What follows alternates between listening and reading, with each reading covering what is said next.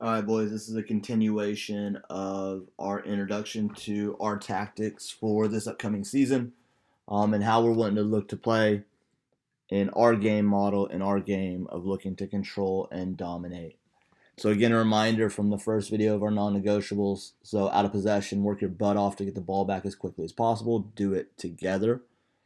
And then, two, keep the ball. So, in possession, keep the ball. Don't give it away cheaply.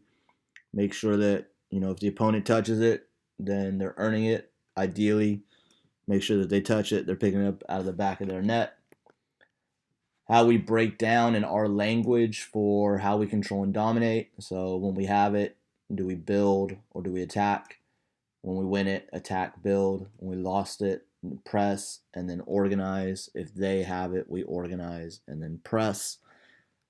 Today, I'm going to focus on the build section and what we're looking to do. So again, your two attacking zones, so our build section and then our attack. We can break this down into even more, obviously, if we want to get even more detailed, but this is just our basic overview of where we want to build and where we want to attack with our group. I think this is an important thing because we will look to attack from our defensive half quite a bit when we need to have a little bit more of a patience to build because the cues of the game do not tell you to attack from that position as they have their entire back four and a holding mid back and you have one striker up top or whatever it may be. And the second one is the channel, so we haven't really brought this in with you yet, but left to right, this is how we number our channels and how we talk about where we want our attacks to come. So if we are not getting enough width from the left-hand side, I'm going to say, hey, I need more out of channel 1. If we need more out of the right half space, I'm going to say, hey, we need more balls out of channel 4. Whatever it may be, just to kind of get us all on the same page. And then going into our build. So build, our idea in build is to create space. So the 4 principles that you had in the first video within build. So shape with multiple lines of play, purposeful ball circulation, positioning between defenders and behind lines of pressures, and then look forward, play forward, and move forward. So we'll break down each one of these into smaller like sub-principles. Again, try not to get too detailed or get you too in the mud, but just get everyone on the same page as we change the style a little bit and just kind of get into, what this year's team looks like for sure.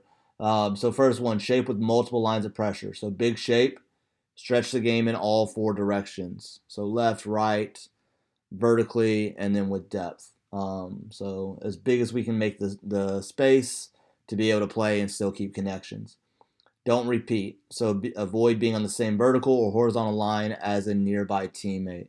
So playing at angles off each other, playing on diagonals off each other, just giving multiple options so it's not easy to defend 2 players with one opponent. Purposeful ball circulation, open body profile to see the next action. Receiving skills that lead to the next action. Do you receive front foot? Do you receive back foot? What does that look like for where you're looking to play next?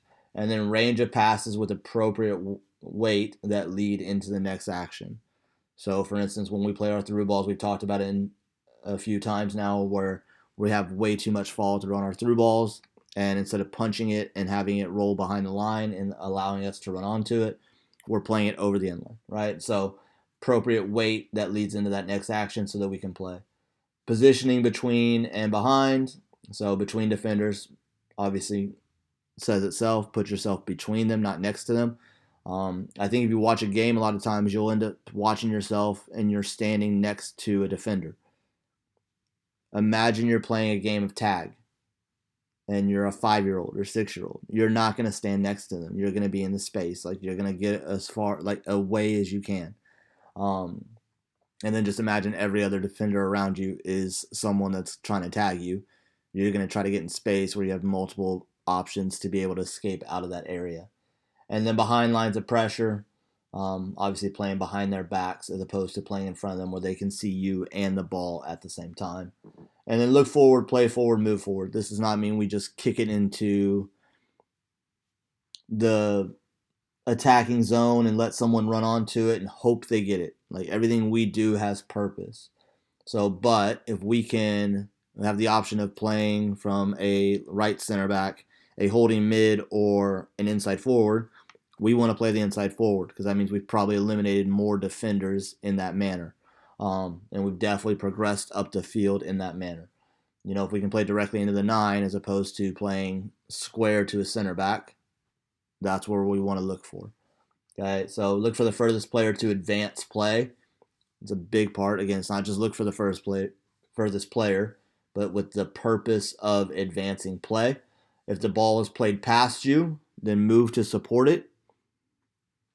Understand the body profile of the person receiving the ball as well as you support it to give those appropriate angles, and then travel forward in preparation for transition. So just some visuals to kind of break each one of these down. Okay, so shape with multiple lines, so big shape, so we're stretching it. We have all 5 channels that are covered in this 3-4-3, and then we're on different lines.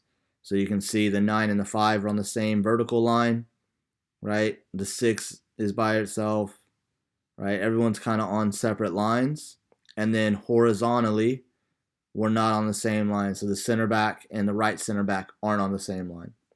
The 2 outside center backs maybe, and that's fine, as long as like our next one, then the closest person to us isn't on the same line.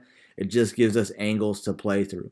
So now if you imagine you have a defender here sitting on this blue line, you have the ability to play the 6, the ability to play the 7 as they work down that blue line, or inside obviously, or the ability to switch out. Whereas if the 6 is on this blue line or the 7 is on this blue line, the defender is able to block that by putting them in their cover shadow. Second one, so positioning between defenders and behind lines of pressures.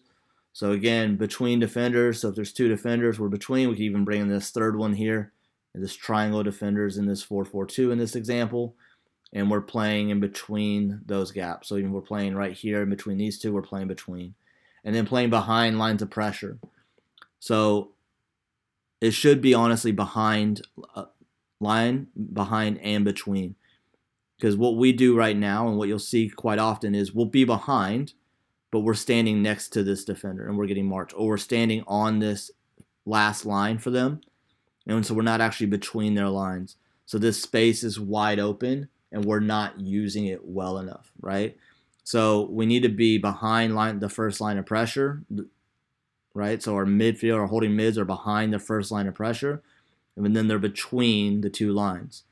Our inside forwards need to play more behind the midfield line of pressure, and then between the defensive line and the midfield line. So this kind of has to combine a little bit more than what we do, and even more than what it says like in this principle. And this is where the game is very important. The game is very much not black and white. So just because this says, oh yeah, we position between defenders behind lines of pressure, does not mean that's always the answer, right? That's just a guideline to put you in a good position to make decisions, right? You've got to be able to live in the gray though, and not the black and white. Live in the gray because that's where the game is played, and be able to read cues and understand and adjust. These are just principles to get you in the right positions, so that way you can make quicker, more concrete decisions and be more sure about your actions. And then look forward, play forward, move forward.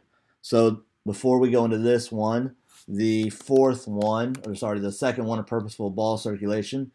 This is more something that we would talk about at practice, and we practice whether we're doing a passing diamond or we're doing our press and play passing or any kind of exercise we're working, when we're talking about play the way you face. Different things like that. Your body profile should lead to your next action as much as possible, right? And then you should receive the ball to lead into the next action. It's not just about receiving the ball, it's what is coming next and having that next mindset, right? And then the third or the last principle out of our build, trying to create space, look forward, play forward, move forward. So again, this example we kind of talked about, can we play directly in? So in this case, our best forward pass are these whites, the inside forwards or our 9. Doesn't mean this isn't a good option, but it just means our best forward pass, if we can complete it and we can keep it to advanced play, are these 3, right? If these 3 were not an option, then our best forward pass, our furthest player to advance, would probably be our 3 or our 8 in this instance. But But this is it. So now you see the ball's played past. So the blue, excuse me, the blue, you're looking to go support it, okay? So we've had instances where we play in here and we play into our 9, and then our midfielder 9 is facing back towards our goal, and our midfielder goes sprinting to run past. But if the 9 is facing this way, if the person receiving the ball is facing back towards the goal we're defending, your support should move forward, yes, but move forward to where they can see you, so then we can have your up, back, possibly through. You can find your third man runs, or if nothing else, they have a simple option, right? So as you support, as you move forward, that doesn't mean just run straight lines forward. That means move into a position to support the ball. So if our 9 received this and is facing the 3 in this case, our left wing back, then yeah, the 3 may move beyond to give a good option pass, right? But if the 9 is receiving and facing backwards, the 6 and the 8 have got to realize you've got to be underneath that player to receive and give that option. Unless, say, the 10 comes in and gives an option to support, then you can run past and interchange positions, but we have to have those things. And then the other part that is often missed in this is these pinks. So the back line and our goalkeeper in this instance moving forward to protect. So anytime you play a longer pass, there's a good chance that it's going to come back pretty quick, right? So if we play a longer pass and these guys are supporting and running behind, and these 4 are pushing up to support the pass, if this line does not move, what happens is the 6 and the 8 end up on this side, and then you're getting countered numbers down, right? Also, by moving up, you potentially put 2 of these guys off sides, but then also with our style of play, you can counter press more effectively, pin them in the defensive half, their defensive half, and really just keep pressure on, which is ultimately what we always look to do, is be aggressive, put pressure on, and play really tough, okay? So again, just a quick intro into our tactics of how we exploit and create, how we create space in our build. So if you have any questions, obviously we will talk about it more, and you can always just reach out.